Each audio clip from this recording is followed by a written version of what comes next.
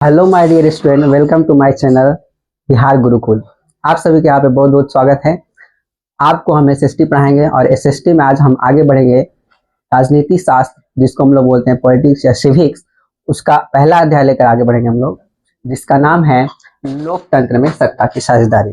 जैसा कि आप लोग सामने देख रहे हैं, ठीक है। तो आगे बढ़ते हैं और ये हमारा रहा।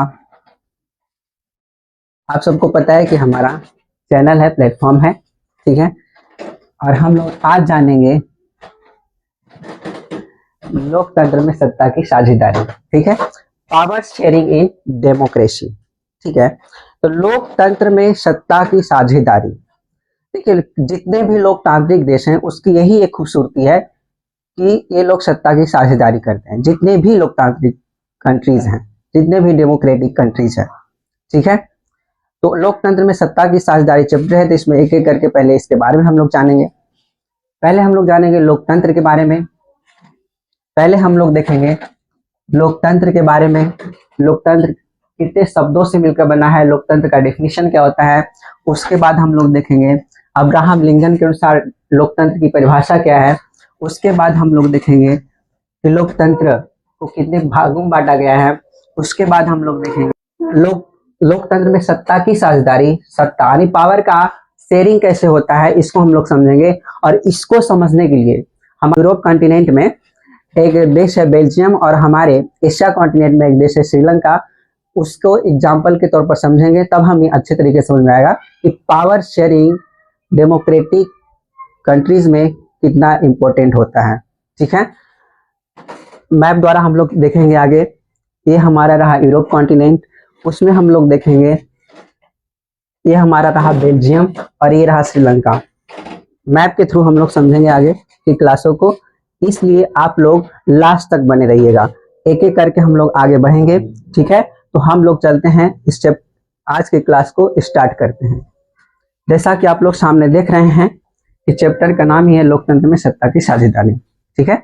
अब क्लास को आगे बढ़ाते हैं। हम आप लोग का ध्यान चाहेंगे कुछ मिनट तक, ठीक है, ताकि आपको एकदम सीधे दिमाग में अट जाए। रटने की कोई जरूरत नहीं है, यहाँ पे सीखने की जरूरत है, समझने की जरूरत है। और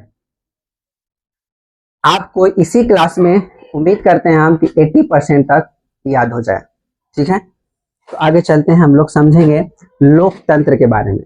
पहले देखते हैं हम लोग लोकतंत्र कितने वर्ड से मिलकर बना है, ठीक है। लोकतंत्र कितने शब्दों से मिलकर बना है। आप सभी को पता होगा कि ये दो शब्दों से मिलकर बना है।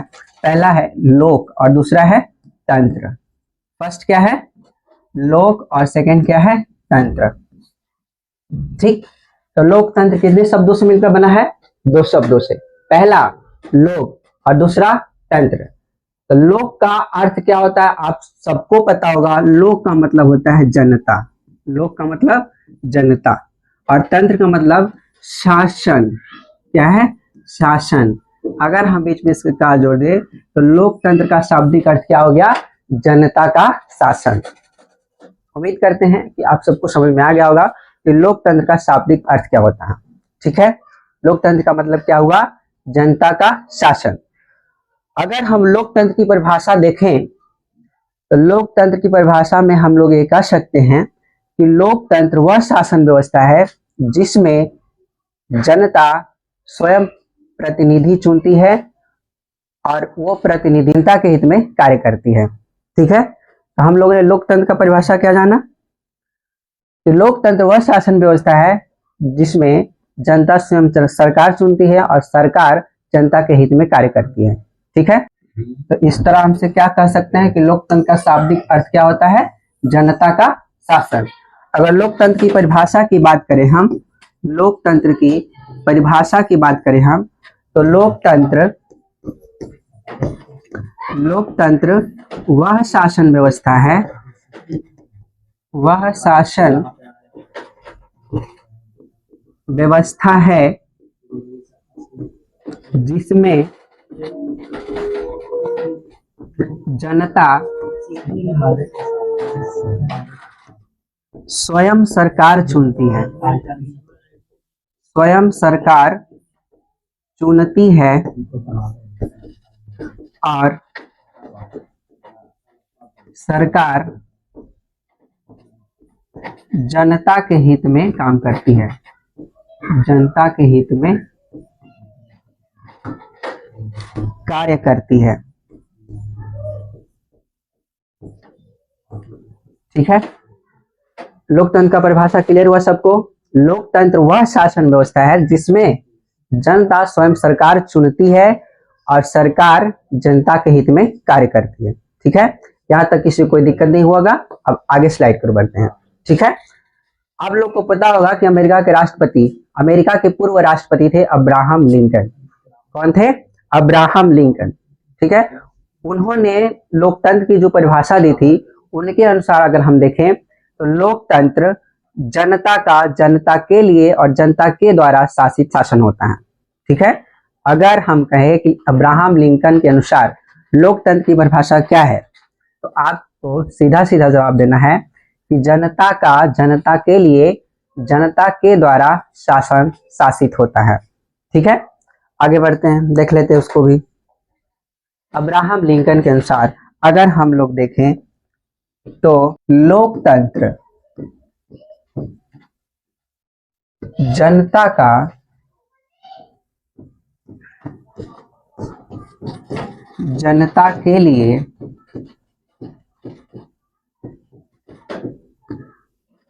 जनता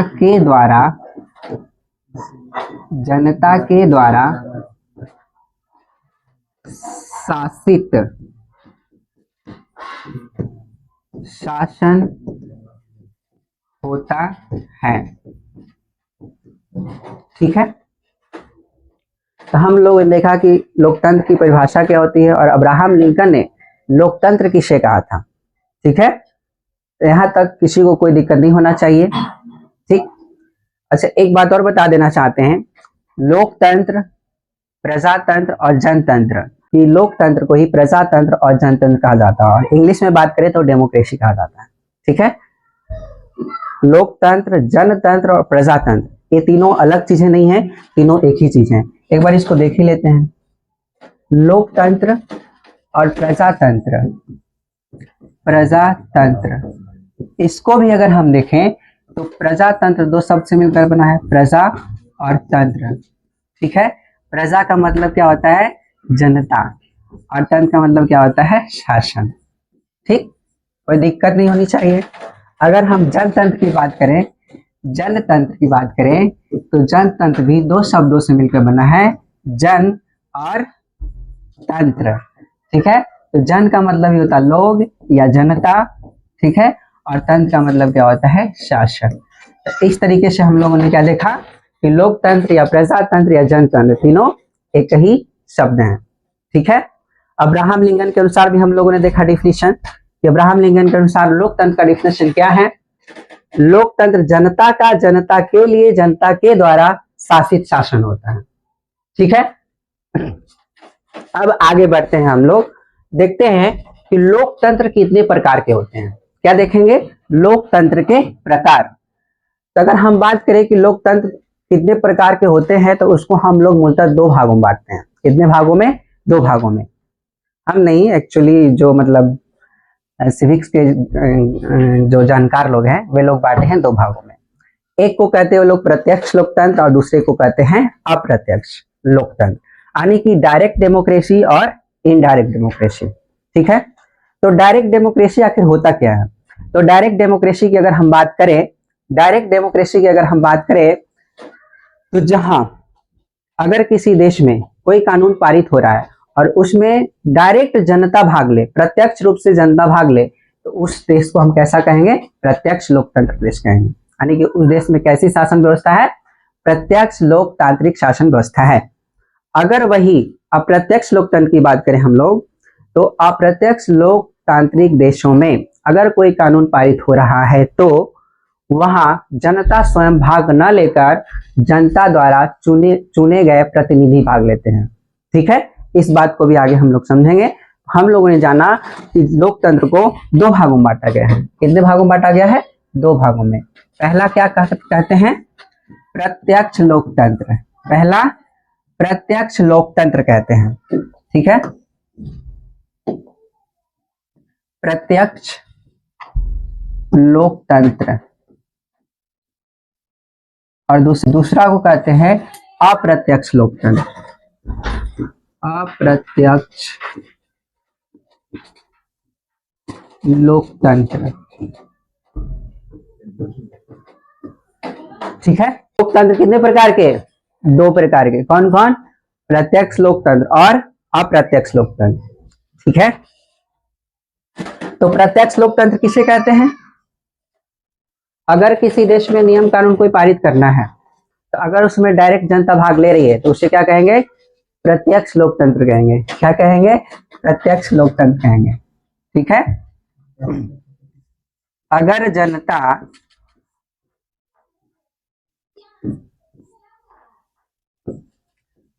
कोई नियम या कानून पारित होने या करने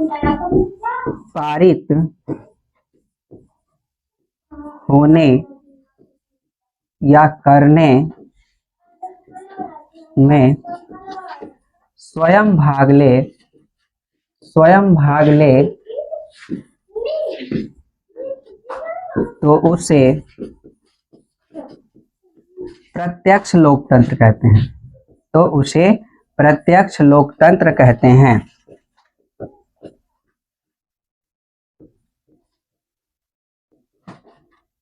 ठीक है। प्रत्यक्ष लोकतंत्र किसे कहेंगे? अगर जनता कोई नियम कानून पारित होने या करने में स्वयं भाग लेती है तो उसे हम क्या कहेंगे? क्या कहेंगे? प्रत्यक्ष लोकतंत्र। और पूरे दुनिया की बात करें, पूरे वर्ल्ड की बात करें तो पूरी दुनिया में सिर्फ एक ही प्रत्यक्ष लोकतांत्रिक देश है और उसका नाम क्या है?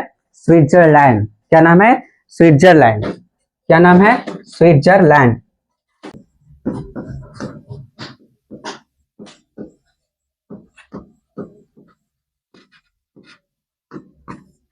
अगर पूछे कि किस देश में प्रत्यक्ष लोकतंत्र है तो क्या आप लोग बताइएगा?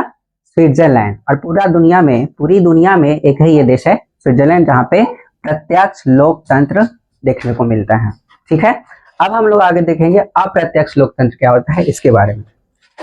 अगर जहां कोई नियम कानून पारित हो रहा है वहां पे जनता स्वयं ना भाग ले, अपने चुने हुए प्रतिनिधि को भेजे, उसे हम लोग क्या कहते हैं? अप्रत्यक्ष लोक। आपको पता ही होगा कि भारत इसका जीता जागता उदाहरण है। भारत में प्रत्यक्ष लोकतंत्र नहीं है बल्कि कौन सी लोकतंत्र है? अप्रत्यक्ष लोकतंत्र है, ठीक है। तो यहां तक आपको क्लियर हो गया कि प्रत्यक्ष लोकतंत्र में क्या होता है कि जनता स्वयं भाग लेती है, अप्रत्यक्ष लोकतंत्र में जनता द्वारा चुने गए प्रतिनिधि भाग लेते हैं, ठीक है। इस चीज को हम लोग देखते हैं आगे। अगर किसी देश में कोई नियम या कानून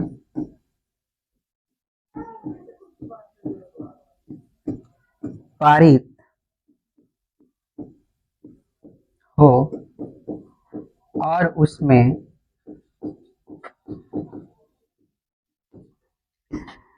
जनता स्वयं भाग ना ले, जनता स्वयं भाग न ले बल्कि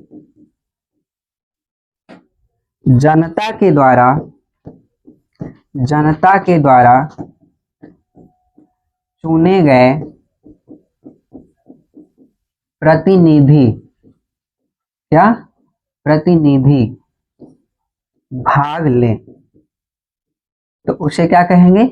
अप्रत्यक्ष लोकतांत्रिक देश कहेंगे, ठीक है। यहां तक सबको क्लियर हो गया होगा कि लोकतंत्र को 2 भागों में बांटा गया है। पहला है प्रत्यक्ष लोकतंत्र और दूसरा है अप्रत्यक्ष लोकतंत्र।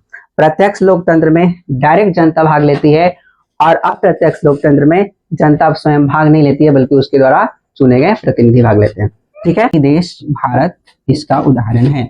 भारत में कैसी लोकतांत्रिक व्यवस्था है? अप्रत्यक्ष लोकतांत्रिक व्यवस्था है, ठीक है।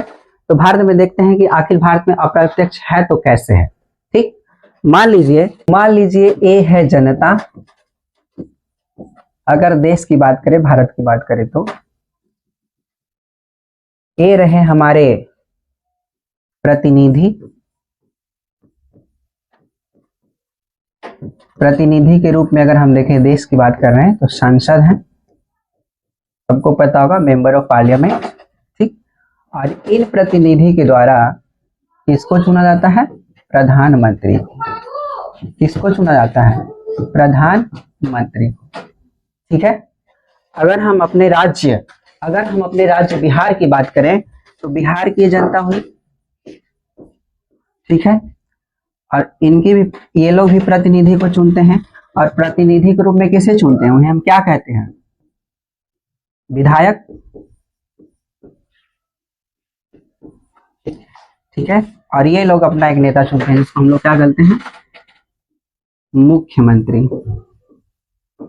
क्या बोलते हैं? मुख्यमंत्री, ठीक है। अगर देश के परिप्रेक्ष्य में देखें हम लोग, भारत के परिप्रेक्ष्य में, तो ये जनता है, ठीक है। और जनता स्वयं प्रधानमंत्री तो चुनती नहीं है, जनता अपनी प्रतिनिधि चुनती है जिसे हम संसद कहते हैं, और इन संसदों में से कोई अपना एक प्रमुख चुनता है जिसे हम लोग क्या कहते हैं? प्रधानमंत्री। उसी तरह से हर एक स्टेट में, हर एक राज्य में जनता अपनी प्रतिनिधि चुनती है और प्रतिनिधि के रूप में विधायक को चुनती है, और वे सभी विधायक अपना एक प्रमुख चुनते हैं जिसे हम लोग क्या बोलते हैं? मुख्यमंत्री बोलते हैं, ठीक है। यहाँ तक किसी को कोई दिक्कत नहीं होना चाहिए। अगर हम देश में, भारत की बात करें तो भारत में लोकसभा सीटों की संख्या कितनी है? कौन बता सकता है? भारत में लोकसभा सीटों की संख्या कितनी है? 543। कितनी है? 543। अगर हम वही बिहार की बात करें, बिहार में विधानसभा सीटों की संख्या, बिहार में विधानसभा सीटों की संख्या, विधानसभा सीटों की संख्या कितनी है? 243 है, ठीक है। हम सांसद तो चुनते हैं, बहुत सारी पार्टियां हैं, ठीक है। तो उसमें से जिसका बहुमत यानी 50% जिस किसी का भी एक सीट ज्यादा हो तो उसको में लीडर मान लिया जाता है, ठीक है। उस तरह विधायिका प्रणाली में भी होता है, विधानसभा में भी होता है, ठीक है। यानी 50% से एक सीट अगर ज्यादा है किसी का तो वही हेड बनेगा, ठीक है। तो इस तरीके से हम लोग गो के यहाँ यानी भारत में प्रत्यक्ष लोकतंत्र ना होकर अप्रत्यक्ष लोकतंत्र है, क्योंकि हम डायरेक्ट प्रधानमंत्री को नहीं चुन रहे हैं बल्कि हम प्रतिनिधि चुन रहे हैं संसद के रूप में, और उन संसदों में से कोई एक प्रमुख बनाया जाता है जिसे क्या बोलते हैं? प्रधानमंत्री बोलते हैं। अगर भारत की बात करें तो भारत के प्रधानमंत्री कौन है? श्री नरेंद्र मोदी जी हैं, और वो भी एक सांसद हैं बनारस लोकसभा सीट से, ठीक है। चलिए अब आगे बढ़ते हैं हम लोग। अब देखेंगे सत्ता की साझेदारी क्या होती है, ठीक है। सत्ता की साझेदारी क्या होती है? हम लोग पढ़ ही रहे हैं कि लोकतंत्र में सत्ता की साझेदारी। हम लोगों ने लोकतंत्र के बारे में जाना। लोकतंत्र दो शब्दों से मिलकर बना है, लोक और तंत्र। लोक का मतलब होता है जनता और तंत्र का मतलब शासन, यानी कि जनता का शासन। लोकतंत्र का डिफिनेशन दिया हमने। लोकतंत्र वह शासन व्यवस्था है जिसमें जनता स्वयं सरकार चुनती है और सरकार जनता के हित में कार्य करती है। वही देखिए अमेरिका के राष्ट्रपति अब्राहम लिंकन के अनुसार उन्होंने कहा है कि लोकतंत्र जनता का जनता के लिए और जनता के द्वारा शासन होता है, ठीक है। अच्छा, सब लोग ये बातें बताना एक कमेंट में कि आपके घरों में कैसा लोकतंत्र है? अप्रत्यक्ष है कि प्रत्यक्ष है? मतलब समझ रहे हो कि अगर कोई भी घर में निर्णय लिया जाता है तो क्या तुम स्वयं उसमें पार्टिसिपेट करते हो कि सिर्फ अपना मत देते हो अपने मम्मी पापा को कि मम्मी ये होगा तो सही होगा, पापा ये बात होनी चाहिए तो सही होगा, ठीक है। इस बातों को जरूर बताना कमेंट में, ठीक। तो हम लोग आगे बढ़ते हैं। सत्ता की साझेदारी। सत्ता की साझेदारी मतलब पावर शेयरिंग। इसको क्या बोलते हैं? पावर शेयरिंग बोलते हैं, ठीक है। क्या बोलेंगे? Power sharing.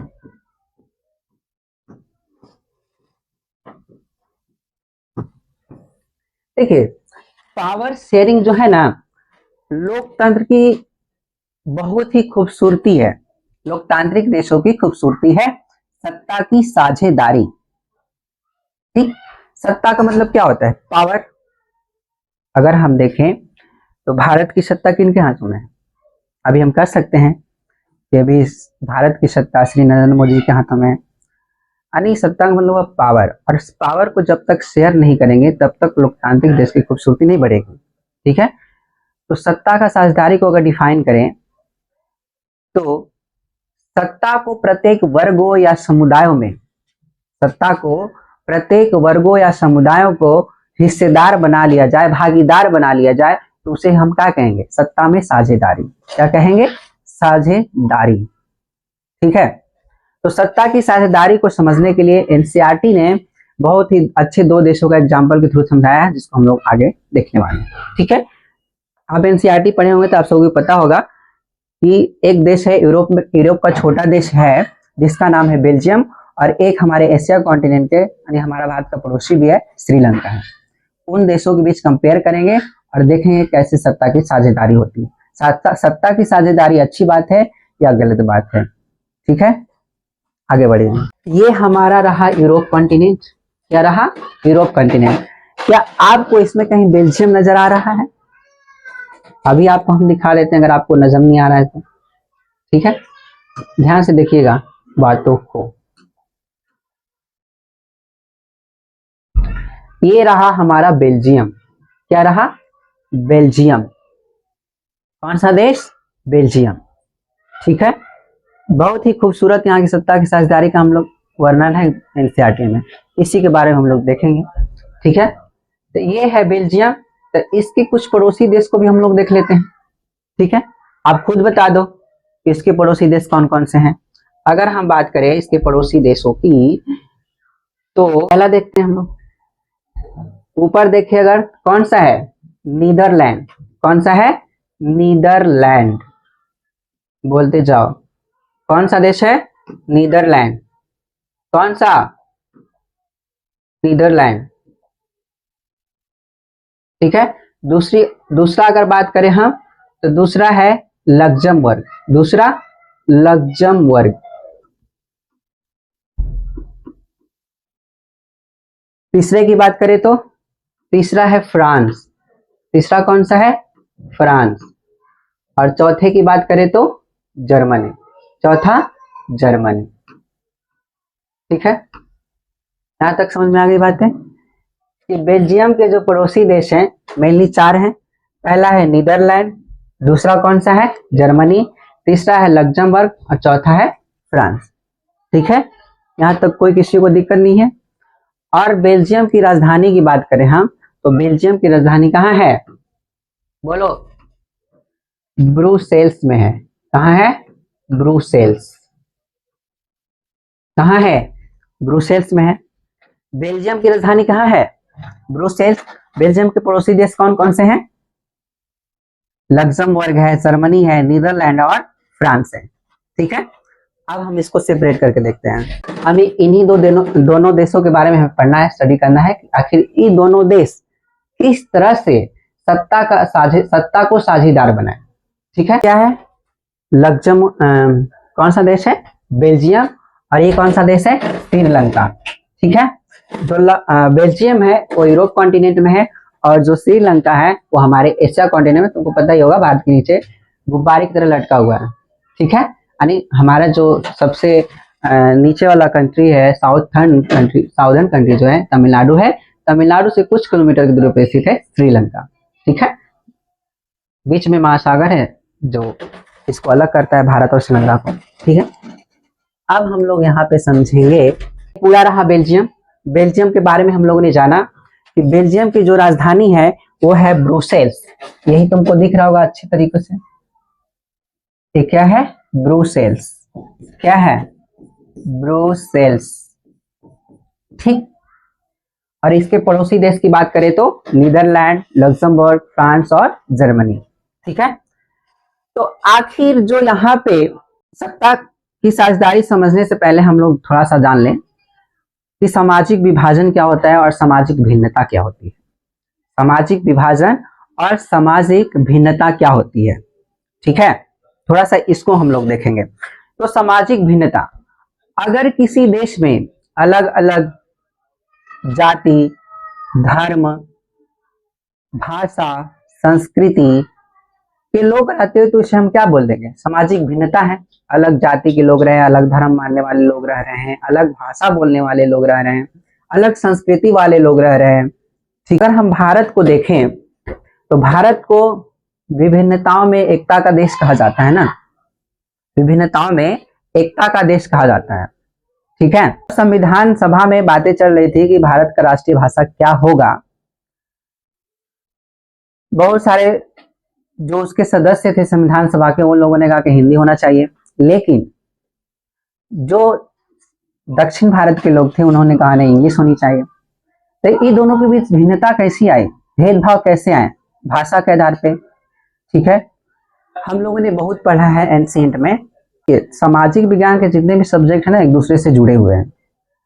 अगर हम लोग देखें तो एंशिएंट में बहुत पढ़े हैं कि पूरे भारत को जीतने वाले बहुत सारे शासक हुए, जैसे कि सबसे बड़ा एग्जाम्पल है अगर समुद्रगुप्त, ऐसा कहा जाता है कि पूरा भारत का विजेता था। देखते हैं बहुत सारे शासक जो ऐसे होते हैं सिर्फ उत्तर भारत में रहते हैं, लेकिन अगर शुरू से ही उत्तर भारत और दक्षिण भारत मिला होता तो शायद हो सकता था कि संस्कृति एक होती, भाषाएं एक होती। भारत में भी देखा गया भाषाई आधारों पे, यानी हिंदी हमारा राष्ट्रभाषा नंबर क्या बन गया, राजभाषा बन गया। ठीक है, तो इसी तरीके से अगर हम देखें बेल्जियम का स्ट्रक्चर, तो बेल्जियम एक यूरोप का छोटा सा देश है, ये तो सबको पता चल ही गया। और इसका अगर एरिया की बात करें तो लगभग हरियाणा के बराबर है, यानी कि हम कह सकते हैं कि बेल्जियम देश का जो क्षेत्रफल है हमारे राज्य हरियाणा के जितना है, यानी हरियाणा के बराबर है। ठीक है, और यहाँ की जनसंख्या 1 करोड़ से थोड़ी सी ज्यादा है। यहाँ की जनसंख्या कितनी है, 1 करोड़ से थोड़ी सी ज्यादा है। ठीक है, और हरियाणा से कंपेयर करें तो हरियाणा की जनसंख्या की आधी जनसंख्या है बेल्जियम में। क्या देख रहे हैं कि बेल्जियम यूरोप का एक छोटा सा देश है। हम बात करें इसकी जनसंख्या की तो हरियाणा के लगभग आधे जनसंख्या के बराबर है। ठीक है, और इसे 2 क्षेत्रों में डिवाइड किया गया है। कितने क्षेत्रों में, दो क्षेत्रों में। ये तुमको दिख रहा होगा, लाइट ब्लू और डार्क ब्लू। ठीक है, तो जो ये वाला भाग है ना तुम्हारा, ये वाला भाग और ये वाला भाग, 2 पार्ट फ्लेमिश। ठीक है, और दूसरे को बोलते हैं वेलोनिया। क्या बोलेंगे, वेलोनिया। यहाँ किसी को कोई दिक्कत नहीं होनी चाहिए। ठीक है, बेल्जियम को 2 भागों में बांटा गया है, 2 क्षेत्रों में बांटा गया है।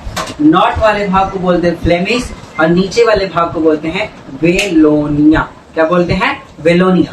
ठीक है, अगर हम बात करें तो जो फ्लेमिश है यहाँ पे डिस्ट्रीब्यूशन कैसे हुआ था, भाषा के आधार पे। कैसे हुआ था, भाषा के आधार पे। तो जो फ्लेमिश में लोग रहते थे ना, तो यहाँ की जो जनसंख्या अगर हम देखें तो 59% जो लोग हैं, 59% डच बोलने वाले लोग हैं। क्या बोल देखें तो 40% यहाँ की जनसंख्या फ्रेंच लोग रहते हैं। ठीक है, 59% डच, 40% फ्रेंच और 1% की बात करें हम, 1% की, 1% लोग जर्मन है। क्या है, जर्मन है। ठीक है, तो बेल्जियम को 2 क्षेत्रों में बांटा गया है, पहला फ्लेमिश है, दूसरा वेलोनिया है। और फ्लेमिश में रहते हैं डच लोग, जिनकी प्रतिशत कितना है, 59% है। और दूसरा है 40% लोग फ्रेंच बोलते हैं और 1% लोग जर्मन बोलते हैं।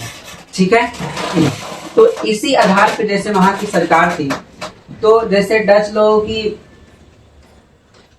जनसंख्या तो ज्यादा है, जनसंख्या तो ज्यादा सबको पता चल रहा है, लेकिन जो फ्रांसीसी थे, जो फ्रेंच बोलते थे, उनकी जनसंख्या कम होने के बावजूद भी वे तुलनात्मक रूप से अधिक समृद्ध और ताकतवर थे। क्या थे, समृद्ध और ताकतवर थे। धीरे धीरे डच लोगों में जनसंख्या अधिक होने के बावजूद भी डच लोगों में धीरे धीरे में शिक्षा का विकास हुआ, लोगों में जागरूकता आई, तो दोनों के बीच तनाव बढ़ते गए। किसमें, डच और फ्रेंच में। तो कहीं भी अगर दावेदारी होती है ना, तो 2 बड़े बड़े पार्टियों के बीच होती है। तो यही देखें तो यही 2 बड़े, इसको हम निगलेक्ट करके भी चलेंगे, मात्र 1% जर्मन लोग हैं। ठीक है, तो धीरे धीरे तनाव बढ़ते गया। तो फाइनली 1950 और 60 के दशक में इन दोनों के बीच में बहुत ज्यादा तनाव बढ़ गया। क्या बढ़ गया? बहुत ज्यादा तनाव बढ़ गया। तो ये पूरे बेल्जियम की बात कर रहे हैं, ठीक है। अगर इसकी राजधानी ब्रुसेल्स की बात करें, इसकी राजधानी ब्रुसेल्स की बात करें, तो यहाँ पे 80% फ्रेंच रहते हैं। 80% लोग फ्रेंच रहते हैं। कौन रहते हैं? फ्रेंच, ठीक है। यहाँ पे 80% फ्रेंच रहते हैं और 20% कौन रहते हैं? डच भाषी लोग। कौन रहते हैं? डच भाषी लोग, ठीक है। देखो कितनी मतलब दुविधापूर्ण में लोग हैं। अगर पूरे भारत की बात करें, पूरे भारत की बात करें तो उस तरह से बेल्जियम हो गया, और दिल्ली की बात करें उस तरह से ब्रुसेल्स हो गया, ठीक है। तो ब्रुसेल्स में 80% फ्रेंच भाषी लोग और 20% डच भाषी लोग, और पूरे बेल्जियम की बात करें तो 59% डच भाषी लोग और मात्र 40% फ्रेंच भाषी लोग हैं, ठीक है। तो 1950-60 के दशक में इन लोगों में काफी तनाव बढ़ते चला गया, ठीक है। तो आगे चल करके बेल्जियम के नेताओं ने 1970 से 93 के दशक में इन लोगों ने अपने संविधान में 4 महत्वपूर्ण संशोधन किए। कितने किए? 4 महत्वपूर्ण संशोधन किए, और उस संशोधन के बारे में हम लोग आगे देखते हैं, ठीक है। अगर वही देखें, अभी हम बेल्जियम के बारे में बताएं, और अगर हम देखें श्रीलंका के बारे में, तो ये जो श्रीलंका है हमारे भारत के जो दक्षिणतम राज्य है तमिलनाडु, उससे कुछ किलोमीटर की दूरी पर स्थित है, ठीक है। तो यहाँ पे अगर हम बात करें जनसंख्या की, तो 74% लोग सिंहली हैं। क्या है? सिंहली हैं। 74% लोग क्या है? सिंहली हैं, ठीक है। और 18% लोग क्या है? तमिल हैं। क्या है? तमिल। और 7% लोग हैं ईसाई। क्या है? ईसाई। स्ट्रक्चर देखेंगे, और 1% बाकी अन्य लोग हैं, ठीक है। तो बेल्जियम में हम लोग देखे थे कि 59% लोग डच भाषी हैं और 40% फ्रेंच भाषी लोग हैं और 1% मात्र जर्मन लोग हैं।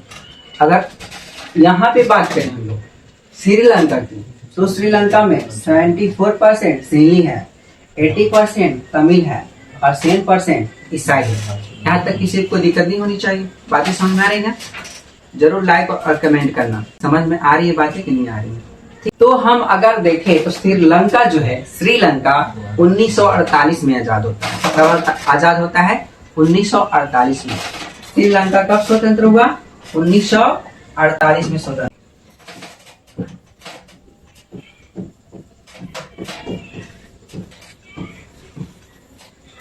नाइनटीन 48 में श्रीलंका स्वतंत्र होता है, ठीक है। और यहाँ पे बहुसंख्यक लोग कौन है? सिंहली है। 74% जनसंख्या है और 18% तमिल है। और इस तमिल में भी कुछ लोग भारतीय मूल के हैं। जब हमारा देश गुलाम था तो कुछ लोग उठा कर ले गया था वहां पे काम करने के लिए, ठीक है। तो वो लोग वहीं पे बस गए, ठीक है। तो एक मूल श्रीलंका के तमिल है और एक भारत वाले तमिल है, ठीक। सिंहली को देखें तो सिंहली में जितने भी लोग हैं ज्यादातर वो बौद्ध धर्म को मानने वाले हैं। किस धर्म को मानने वाले हैं? बौद्ध धर्म को। और तमिल में देखें तो कुछ हिंदू हैं, कुछ मुसलमान हैं, ठीक है। बातें समझ में आ रही है ना? तो फिर श्रीलंका में 1956 में एक कानून पारित किया जाता है। कब किया जाता है? 1956 में कानून पारित किया जाता है। क्या पारित किया जाता है? कानून। और इस कानून के तहत तमिलों को दरकिनार करके सभी फैसले सिंहलियों के पक्ष में जाता है। यहाँ तक कि सिंहली को एक राजभाषा घोषित कर दिया जाता है और विश्वविद्यालय हो चाहे नौकरियां हो उसमें पूर्ण आरक्षण मिलते हैं सिंहलियों को, जबकि तमिल को नहीं मिलते हैं, ठीक है। यानी मेन रूप से कहा जाए तो श्रीलंका में 1956 में पारित किए गए कानून के द्वारा सिंहलियों को प्राथमिकता दी गई और तमिलों को दरकिनार कर दिया गया। और भाषा भी सिंहली भाषा लागू किया गया और बौद्ध धर्म को संरक्षण प्रदान किया गया, क्योंकि सिंहली में जो ज्यादातर लोग थे बौद्ध धर्म को मानने वाले थे, ठीक है। तो इससे किसी के भी आत्मसम्मान को ठेस पहुंचेगा। तो तमिल लोग अपने आप में बेगानापन फील करने लगे, ठीक है। मतलब उनको दरकिनार कर दिया गया ना, सब तो फैसले उनके पक्ष में लिए गए, सिंहली के पक्ष में। किसी का भी अगर अवहेलना किया जाएगा तो अपने हक के लिए कुछ तो करने के लिए कदम उठाएगा, ठीक है। तो आगे चलकर तमिल में बहुत सारी राजनीतिक पार्टियां बनाते हैं अपने आप को, मतलब अगर तमिल को कहें तो तमिल भाषा को राजभाषा बनाने के पक्ष में लोग आवाजें उठा रहे हैं। और क्षेत्रीय स्वायत्तता हासिल करने के लिए, क्षेत्रीय स्वायत्तता मतलब खुद का स्वशासन होना चाहिए, हमें भी कुछ अधिकार होने चाहिए ना, कुछ फैसले लेने के। इस तरीके से तमिल के मांगों को हमेशा नकारा गया। 1980 के दशक में ऐसा मतलब सिचुएशन बन गया कि सिंहली और तमिलों के बीच श्रीलंका में गृह युद्ध स्टार्ट हो गया। क्या स्टार्ट हो गया? गृह युद्ध। और गृह युद्ध में बहुत सारे लोग मारे गए, हजारों लोग मारे गए। बहुत सारे परिवार ऐसे हुए जो श्रीलंका को छोड़कर अलग देशों में शरणार्थी बन गए, ठीक है। और ये गृह युद्ध चलता रहा। फाइनली गृह युद्ध 2009 में तो खत्म हो गया, लेकिन फाइनली भी कोई डिसीजन नहीं लिया गया, ठीक है। तो इसी बात को समझाने के लिए बेल्जियम को थोड़ा सा रोके थे। अब हम लोग बेल्जियम में देखें क्या बेल्जियम ने यही तरीका अपनाया, क्या उसने कुछ अच्छे कदम उठाए, ठीक है। तो श्रीलंका के बारे में हम लोगों ने देखा कि श्रीलंका एशिया का एक छोटा सा देश है जो भारत का पड़ोसी है और भारत के दक्षिणतम राज्य तमिलनाडु के कुछ किलोमीटर की दूरी पर स्थित है, ठीक है। अगर उसका सही लोकेशन देखें तो इंडियन ओशन में स्थित है, ठीक है। तो श्रीलंका 1948 में स्वतंत्र होता है और 1956 में एक कानून लाता है और उस कानून के अंतर्गत सिंहलियों के पक्ष में सारे फैसले सुनाए जाते हैं। सिंहली को राजभाषा घोषित किया जाता है। विश्वविद्यालय और नौकरियों में उसको आरक्षण प्रदान किए जाते हैं, ठीक है। और बौद्ध धर्म को संरक्षण दिया जाता है, क्योंकि हम लोग जान चुके हैं कि 74% लोग सिंहली हैं और सिंहली लोग बौद्ध धर्म को मानने वाले हैं और 18% तमिल लोग हैं, तमिल में हिंदू मुस्लिम सभी लोग हैं और 7% ईसाई जो इंग्लिश। इस तरीके से तमिलों को दरकिनार किया गया। तो तमिल अपने तरह से कुछ पार्टीज बनाया, कुछ मांगों को रखा, इनके मांगों को लगातार नकारा गया और इस कारण श्रीलंका में द्वेष उत्पन्न हो गए दोनों समुदाय के बीच। और आगे चलकर ऐसी स्थिति बनी कि श्रीलंका में गृह युद्ध स्टार्ट हो गया और उस गृह युद्ध के दौरान हजारों लोग मारे गए, बहुत सारे लोग अलग देशों में जाकर शरणार्थी बन गए, ठीक है। इस तरह से गृह युद्ध चलता रहा और 2009 में गृह युद्ध खत्म हुआ। थोड़ा सा देख लेते हैं बेल्जियम के बारे में। क्या बेल्जियम ने समझदारी को अपनाया या फिर इसी गृह युद्ध को अपनाया, ठीक है। तो हम लोग देखेंगे कि बेल्जियम के नेताओं ने श्रीलंका से अलग रास्ता अपनाया। क्या अपनाया? अलग रास्ता। उन्होंने क्षेत्रीय अंतर को और विविधता को समझने की कोशिश की, जैसे कि भारत, ठीक है। क्षेत्रीय अंतर और विविधता को समझने की कोशिश की और 1970 और 93 के दौरान उनके संविधान में 4 बहुत इंपॉर्टेंट फैसले लिए, 4 बहुत इंपॉर्टेंट संशोधन किए गए। अब इस संशोधन के बारे में एक एक करके देखेंगे। 1970 से 93 के बीच, यहाँ बेल्जियम की बात हो रही है ना, बेल्जियम।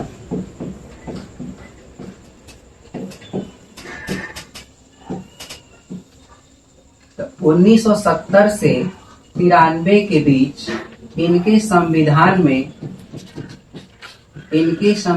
में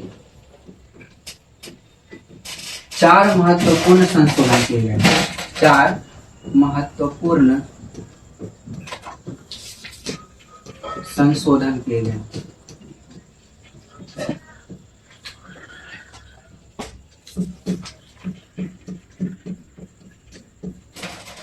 पहला, केंद्र सरकार में मंत्रियों की संख्या दोनों भाषाओं के लोगों की बराबर होगी। केंद्र सरकार में दोनों भाषा के लोगों की मंत्रियों की संख्या क्या होगी? बराबर होगी, ठीक है। और दूसरी बात देखें, जैसे कि पूरे बेल्जियम यानी जैसे हमारे भारत यानी हमारा जो केंद्र सरकार दिल्ली में स्थित है, पूरे भारत के फैसले लेते हैं। तो जब पूरे बेल्जियम की सरकार की बात करें, केंद्र सरकार की बात करें, तो वहां केंद्र सरकार में डच भाषी और फ्रेंच भाषी के मंत्रियों की संख्या बराबर होनी चाहिए। ये संशोधन किया गया, पहला बहुत इंपॉर्टेंट। और दूसरा क्या किया गया, ब्रुसेल्स की बात करें तो ब्रुसेल्स में तो 80% फ्रेंच भाषी लोग थे और 20% मात्र डच भाषी लोग थे। तो वहां भी राजधानी में भी दोनों को बराबर अधिकार किए गए। ठीक है, मतलब इसे कहने का मतलब है कि अगर 50% डच हैं तो 50% क्या होने चाहिए, फ्रेंच भी होने चाहिए, फ्रेंच भाषी लोग भी होने चाहिए। ठीक है, इसका 49 और इसका 51 नहीं होगा। सोचो कितने समझदारी की बात करी बेल्जियम संविधान ने। ठीक है, और दूसरा फैसला क्या हुआ, दूसरा ये हुआ कि जो वहां की राजधानी ब्रुसेल्स है तो ब्रुसेल्स में भी मंत्रियों की संख्या क्या होगी, बराबर होगी। ठीक है, यानी कि केंद्र सरकार की अनेक शक्तियां जो थी देश के 2 इलाकों के क्षेत्रीय सरकार को सुपुर्द कर गई, यानी राज्य सरकार केंद्रीय सरकार के अधीन नहीं होंगे। पहला कहा कि केंद्र सरकार में दोनों भाषी के लोगों की संख्या बराबर होगी। ठीक है, दूसरा ब्रुसेल्स में भी दोनों समुदाय का बराबर का भागीदार होगा, बराबर की साझेदारी होगी। ठीक है, समान प्रतिनिधित्व होगा दोनों समुदाय का। और तीसरा की बात करें अगर तो दोनों क्षेत्रों, जैसे हमने बात किया था कि फ्लेमिश और वेलोनिया, तो वेलोनिया को भी क्षेत्रीय सरकार को सुपुर्द कर दिया गया।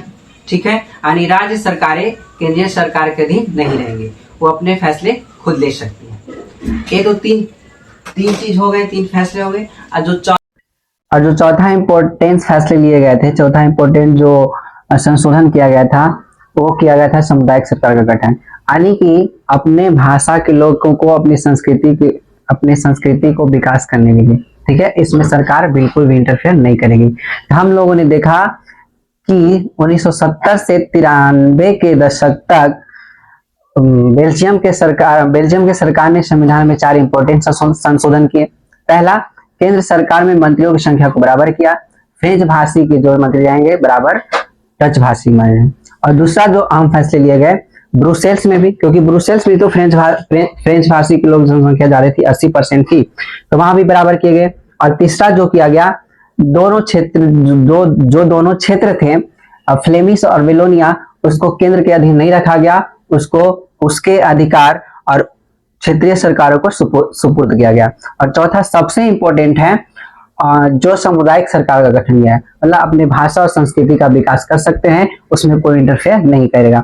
तो इस तरह से हम लोगों ने देखा कि श्रीलंका के फैसले और बेल्जियम के फैसले में कितना बहुत बड़ा अंतर है। श्रीलंका के लोगों ने गृह युद्ध तक करा दिया, लेकिन वही बेल्जियम की सरकार ने समझदारी से कदम उठाए और गृह युद्ध को बचा लिया। जैसे बेल्जियम की सरकार ने सभी को बराबर का हक दिया। ठीक है, तो आप सभी को पता चल गया कि सत्ता में साझेदारी की क्यों जरूरत पड़ती है। ठीक है, हम लोगों ने इस चैप्टर में लोकतंत्र के बारे में जाना, लोकतंत्र के प्रकार के बारे में जाना, सामाजिक भिन्नता क्या होती है, सामाजिक विभिन्नता क्या होती है, इसके बारे में हम लोगों ने देखा। और फिर लास्ट में देखा सत्ता के बारे में। ठीक है, सत्ता में साझेदारी क्यों है, इसको बहुत ही अच्छे एग्जाम्पल बेल्जियम और श्रीलंका को उदाहरण के स्वरूप में लेते हुए समझा। ठीक है, अब अगर हम बात करें कि सत्ता का वितरण कैसे होता है, तो सत्ता का वितरण 2 तरीकों से किया जाता है। सत्ता का वितरण 2 तरीके से किया जाता है। ठीक है, थोड़ा इसको हम लोग देख लेते हैं। सत्ता का वितरण,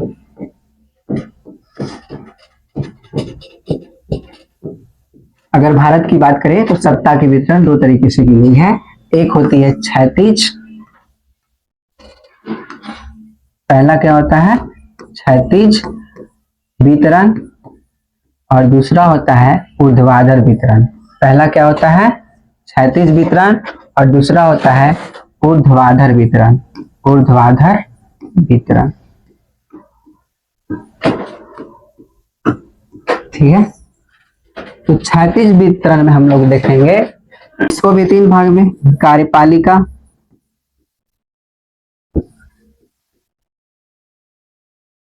विधायिका और न्यायपालिका।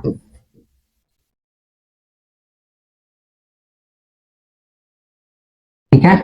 और ऊर्ध्वाधर वितरण में देखें तो पहला होता है केंद्र सरकार, पहला केंद्र सरकार और दूसरा राज्य सरकार और तीसरा हो गया स्थानीय स्वशासन। क्या हो गया? स्थानीय स्वशासन। ठीक है। तो सत्ता का वितरण हम लोगों ने देखा कि सत्ता का वितरण दो तरीके से किया जाता है, एक होता है क्षैतिज वितरण, दूसरा होता है ऊर्ध्वाधर वितरण। क्षैतिज में कार्यपालिका, विधायिका, न्यायपालिका। क्षैतिज का मतलब हुआ कि तीनों एक दूसरे पे अंकुश रखे गए, यानी कोई भी जो अपने मन का मतलब नहीं कर सकता है। ठीक है। कार्यपालिका का काम क्या है, विधायिका का काम क्या है, न्यायपालिका का काम क्या है? तो विधायिका का काम है कानून बनाना, कार्यपालिका का काम है कानून को लागू करवाना और न्यायपालिका का काम है न्याय दिलाना। ठीक है। उस तरह केंद्र सरकार केंद्र में, राज्य सरकार राज्य में और स्थानीय स्वशासन जिसको हम लोग पंचायती राज और नगर पालिका नाम से जानते हैं। ठीक है। तो इस तरीके से हम लोगों ने आज पढ़ा कक्षा 10वीं के राजनीति शास्त्र का पहला चैप्टर लोकतंत्र में सत्ता की साझेदारी, और इसमें बहुत चीजों को हम लोगों ने जाना और सुना, और हम उम्मीद करते हैं कि आप लोगों को ज्यादातर बातें याद हो गया होगा, और नहीं जो याद हुआ फिर से एक बार वीडियो को देखिएगा, अच्छे तरीके से याद होगा। आप लोग ये कमेंट में बताइएगा कि सत्ता की साझेदारी आखिरकार क्यों जरूरी है, इसके क्या फायदे हैं। ठीक है। यही हम समाप्त करते हैं, फिर मिलेंगे अगले क्लास में अगले चैप्टर को। लाइक, सब्सक्राइब और शेयर जरूर कीजिएगा।